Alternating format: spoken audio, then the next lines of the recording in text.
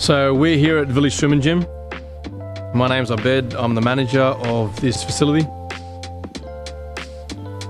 My experience with Project Shade was overall tops, simply because not only did they work with me from the start to get what I wanted, but they continued all the way through and even reminded me of what I needed to do.